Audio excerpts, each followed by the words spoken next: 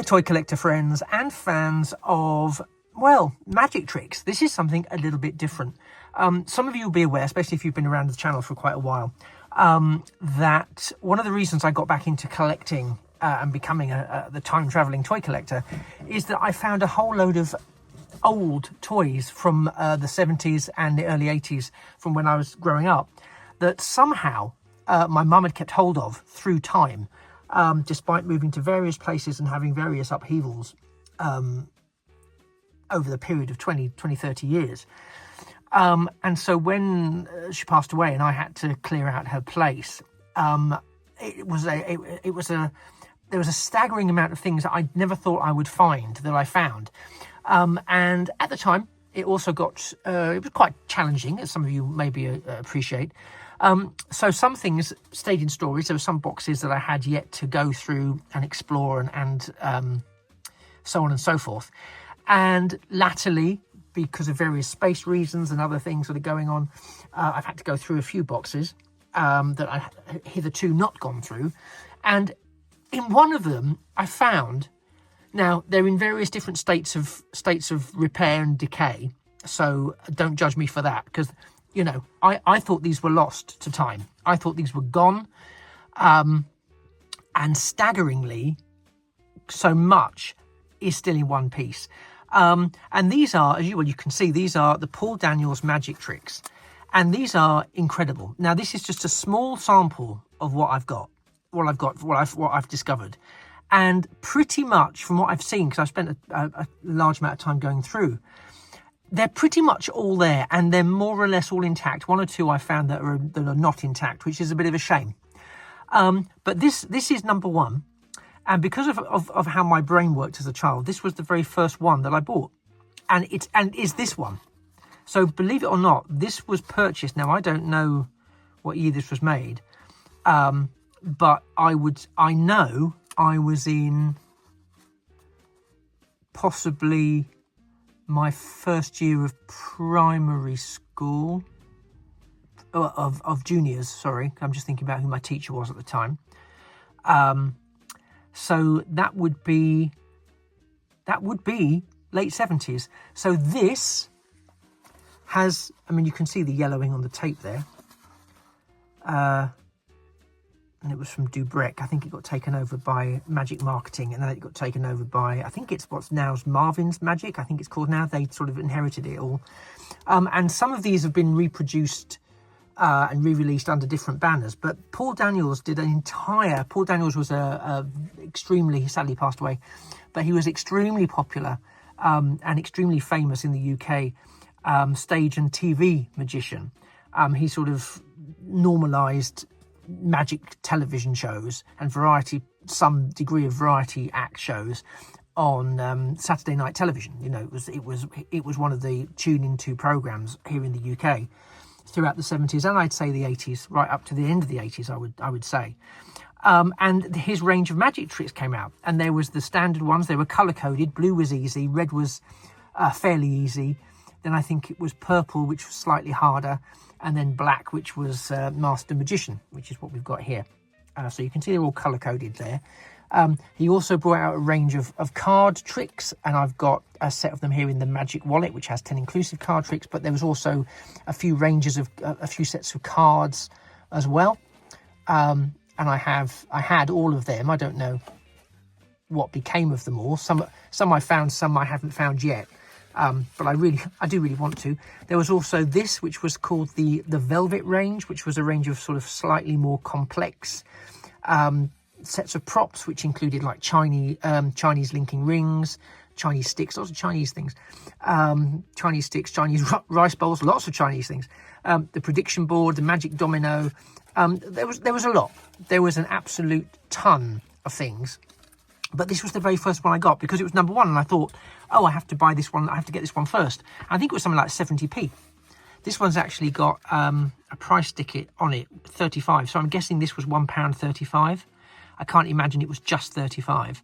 But it was from a shop called Eden Lily, which was in Cambridge, where I grew up. And downstairs on a Saturday, there was a guy there who was a magician, and he actually demonstrated a variety of these magic tricks. It was very big. Magic was very big, and it was very big for kids in the 70s. And I used to ended up getting about one a week or one every couple of weeks. I'd go with my dad, and we'd get one every couple of weeks. I got a couple for Christmas and a couple for birthdays.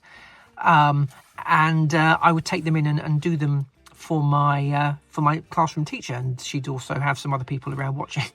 And I remember doing this one for my mum, and she may have just been being really kind, but when I did it, she couldn't work it out, and she was taken aback by how good it was. And it's all in the props and the gym. It wasn't necessarily my delivery of it, but it was really, really clever. And the trick with most of them is they were all managed by the utility that you got, and so they were all very simple. But again, this is, I think, was called the all-seeing eye. So you've got 2 sets of tubes. I remember how to do them. I'm not going to show you because you kind of need audience participation. But I'm also not going to show you how it works. So you sort of put your dice in there, then it gets locked away in here, and you can examine them. Then that gets locked away in there, and then I, as the magician, can then tell you exactly what figure you put in there facing up. Similar thing with these mind-reading dice here. This was actually a magic wand that, and you can see the state it's in, because I took magic very seriously when I was much, much younger. Don't laugh, but I did. And I always wanted a magic wand that, because I saw it when I went to parties and they had a magician that was like really solid magic wand, but then would do this. Just break when you handed it to somebody else, and you just think, oh, that's dreadful. How's that happened? And you couldn't buy one. So I had to talk to my dad and say, look, because my dad worked in an engineering shop for a long period of time at an airport, and manufactured all manner of things, and managed to manufacture this for me. And yeah. And that's why, and I love it. And the fact that I've still got it and found it. And this is another thing that's amazing. Look at this. So you also got, because Send Away for stuff was really big. It was really big for Star Wars figures. It was really big for everything. So here, you collect 5 of these. You get 20 stars on each one, and these were included inside the tricks. And you could get the imprisoned penny, which was, again, lots of props apparently coming with it. You send it off. Attach 2 10-pence, is it? Yeah, 2 10-pence coins, okay, send that off, and you got it. And not only do I still have this from the 70s, how does it even have a day? I don't know, nothing has a date on it, does it? Boom. But here it is. Here is the trick itself. Yeah, it's in a little baggie, but yeah, that is the trick. And if I unwrap that, it would have the 2 metal containers inside it, and the bag that would have the coin in it. So I've still got this, and this was the free mail away magic trick, which is, I think that's incredible, absolutely incredible. And again, they're not complicated. The props are not complicated. So you see here we've got this magic drawer with a small pack of playing cards for junior, very, very small junior. Full pack though, 52 cards, that's great. You can, all of that wonderful stuff. They go in the drawer, you close the drawer, you say, magical drawer. You can just, hardly do anything with it. Shazam, flam, flim flam. You open it, and they're still there. And you go, oh, well, that's not very magical, is it? So what you do, you go, Shazam, Shazam, Shazam. What you should do is you should tap it with the magic wand. That's what you should do. It's hard to do it with fingertips in a confined space. Open it. Oh, and now it's completely gone. Not gone anywhere. Magic. Close it, tap it again. Boom, boom, boom. Put that back on there. It's all back. Magic. And again, these were made for children to play with, and to learn to do magic stuff.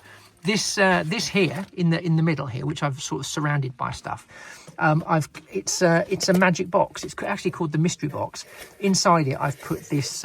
This is another one of the magic tricks. It's called the haunted hanky.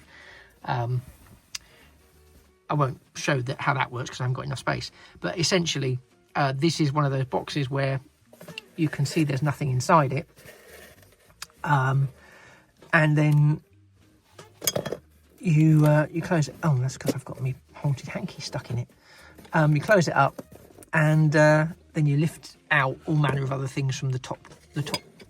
Oh, I've gone limp. Look, that's telling me my magic's running out. I've gone a bit limp, but yeah. So you can put your magic dice equipment to one side, and you can open up the box. You can reach in, and you can pull out all manner of goodness knows what else. Not actually sure why there's so much nonsense stuck in there, but there is tons of stuff. It's a very big box, you know, and there's even that. That's an old. I don't even know what that is. Goodness knows what that is. But put it all back in the box. I can't be dealing with tidying it up, so it's all gone.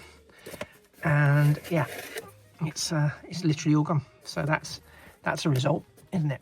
So hooray for magic tidying up.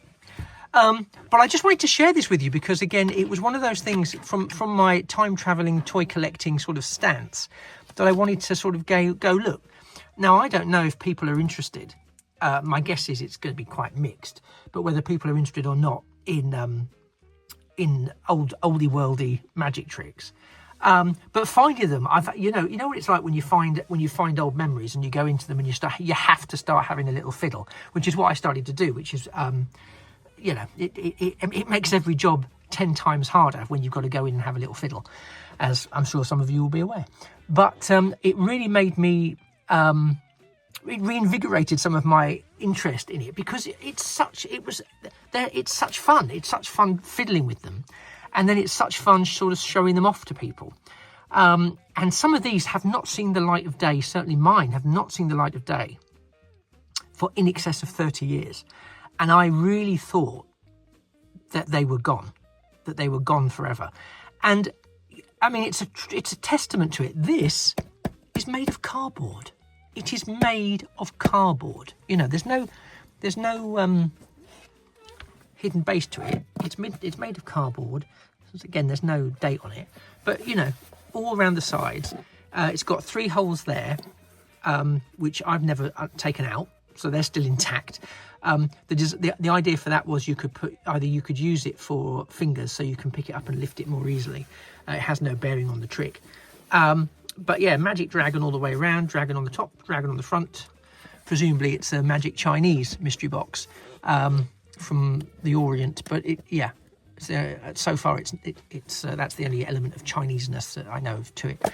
But how fantastic that, you know, this cardboard magic trick from the 70s and 80s has survived this long without necessarily being deliberately kept safe. You know, I mean, I think Destiny has kept it safe on my behalf, so I am hugely grateful to Destiny for intervening. But, you know, technically speaking, I'm so lucky. And as I say, the majority of others have also survived.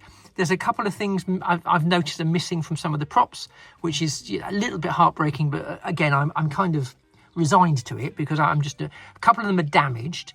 But a lot of them are intact. A lot more are intact and functional than the ones that are not. And mostly it's a case of the, like with the incredible magic drawer here, it's more that time has destroyed the plastic windows.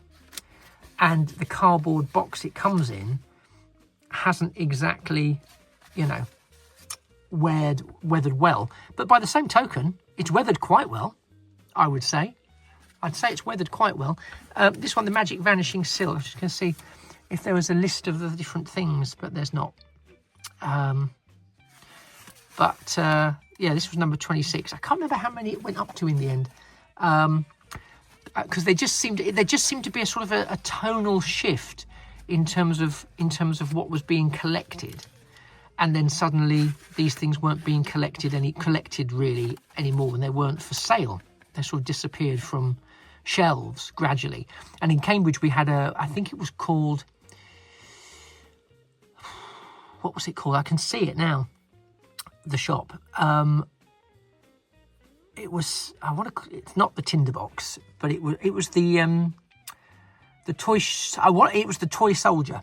It was called the Toy Soldier, but it wasn't actually a toy shop. It had been maybe in the past, but it had become a magic shop, and they sold a ton of different magic tricks, and some are quite expensive. You know, I mean, from getting these out and looking at them to actually looking at some of the stuff that's available now, because I was just interested to compare. I was really surprised. I have to say, I was really surprised at how much. I shouldn't have been, but there was even packs of cards now are upwards of £20 for a pack of magic cards. And I've got no frame of reference because I don't really have playing cards anymore. I've got a couple of decks of playing cards, but I think I've just acquired them, or they were in a set of. They were in something else that I got, so I just sort of got them. Not necessarily, they're not magic cards. So I've got no real frame of reference to how much playing cards cost. And I understand that magic cards and magic things are all specially made with prop elements to help the magic happen. But very expensive, whereas these were retailing for anywhere between, I think the most expensive one I can remember, and it was one that I never had. I think it was the only one that I never had of the main range. And it was a coin one, and it was like a couple of brass elements. So it looked expensive, you know, but they weren't big. There were a couple of brass elements, and you put coins in them and on them, and it made coins multiply and disappear and various other shenanigans like that. And I think that cost £5 because it was made of metal and it was brass. But the rest of them were all somewhere between 75p and £2, depending on the level of. See, what's this? This is another one from Eden Lily. See, this is pencil through glass. This is quite it's complex prop. Eden Lily, £1.65. So this cost £1.65 back in the day. And it's a sort of display frame where you put 2 playing cards in it, and then a pencil can go right through the middle of them, through the glass, and then you take them away and the glass is intact. And that's the sort of, and it is a very effective trick, because you do it close up, people can see close up, and it is very clever, very cleverly designed. But yeah, £1.65. So this one, which is the hanky that thinks it's an egg, or is it the egg that thinks it's a hanky? I don't have a price on that one, but again, you can see here the plastic, which was just glued into place, despite the shape of the whatever was inside it, glued into place, and they were a really nice design. You know, these are not a terrible design. So it's quite nice to see that so much of it survived. So yeah, I'm sort of just sharing this with you. So apologies if you thought I was going to do any magic tricks. I'm really not going to do any magic tricks, because it doesn't really work when I am the same side as the audience, because most things need to be the audience needs to be over there. So I can't really do that. But I just wanted to sort of share with you that these have sort of come to light relatively recently, and I just thought, well, this whole channel is about, you know, toy collecting across time, and these were hugely collectible. What I should say is they were hugely purchasable, and I think now, because I've come across a couple of Facebook groups where it's all about these, and I was amazed at how collectible they've become, and more so because I've actually got the set. Apart from the one that I never got, I've got the set, I've got the cards, I've got most of the Velvet range. So yeah, I can't believe it. And what I really can't believe is that I've still got this, because this didn't come in a normal packaging. It just came in one of the sort of white mail-away boxes. And actually I've got an example of the tickety thing that you had to use to order it. This is like 40 years old. Easily 40 years old. This is possibly older than 40 years old. So, you know, everything here is, you know, 40 years old, about 40 years old or thereabouts, I would say. So I'm really quite stunned that so much of it is intact, and it's just a tribute to my mum keeping things safe or being a hoarder. I can't decide. That these things even actually are still here. So I'm super grateful to my mum for keeping these things. They've evoked so much memory for me, and I just wanted to share them with you. So I hope you've sort of enjoyed this sort of chill out insight into one of my collecting points in my life, and seeing some of what I've got and what I might do in the future. Because I know this isn't sort of mainline toy type stuff, so I might do a separate look at the individual tricks or something over on my Patreon page. So you can go and check that out. I'll put the link in the description below. But yeah, it's one of those. It's so strange to be sort of again touching these things that meant so much to me back in the day, that I then haven't seen or been able to engage with for, you know, such a long time. You know, that it's really phenomenal, and it's really triggered a lot of my magic memories, and to the point where I want to sort of try each one out and see if I can still do them from memory, and also see, you know, if I can show them to my neighbours and find some excuse to show them to my neighbours and say, look what I can do. And it'd probably be a disaster, but yeah, some of these are brilliant, you know, and they're just, and the beauty of, I think, with any magic trick is it's the simplicity of the execution that you then mask with the complexity of the delivery, and the misdirects and so on and so forth. But yeah, it's just lovely to have them, and to actually have to physically connect with them after what is, you know, it feels like a lifetime ago, and it practically is. So it's just amazing that these still exist and I still have them, and it's an absolute blessing, for which I am immensely grateful. And also to my dad, who made me this Flopsy wand, so, which hasn't survived quite as well. It's just wooden segments that we've painted and have a cord running through them to keep them together. But yeah, I might be able to clean it up, you never know. So anyway, did you collect magic tricks? Did you collect magic tricks? Did you do you have an interest in collect? Do you or does anyone you know have any of the Paul Daniels TV magic trick range? Have you ever heard of them? Have you collected any magic tricks yourselves? Do you like magic tricks? Would you want to see me look at any of the individual ones, like the ones that are in good nick and the ones that I possibly could do this way round on a camera? Although I could do the other way around on the camera, no issue with that. Let me know in the comments down below. And if you stayed with me this long, it would be great if you could drop a like to the video. And similarly, if you are one of the people who's watching this but haven't yet subscribed to the channel, please do. There's always something new and unexpected coming along. Yes, I have a lot of Transformers content and Star Wars content and Star Trek content and G.I. Joe and Battlestar Galactica and Doctor Who and you know, that kind of stuff. But equally, there is on occasion something random, something different, something from the annals of toy collecting, and it's fun. It's fun just to find these things. So by all means, subscribe. It's completely free, obviously, and it doesn't mean you have to watch it. So if you know, Transformers aren't to your taste, you don't have to watch it. There's no obligation. It's just great that you then don't miss something that might be more to your taste coming along in the future. You have been a fantastic magic assistant for the purposes of this video. I'm very, very grateful just to have you here. I've been the Triple TC, that's the Time Travelling Toy Collector, and this has been an array of Paul Daniels magic tricks, some TV tricks, some Velvet Range, some collectible mystery box, and also the mail away one over here.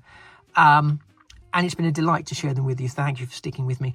It just remains for me to say that things of beauty really are toys forever. Take care. Bye-bye for now.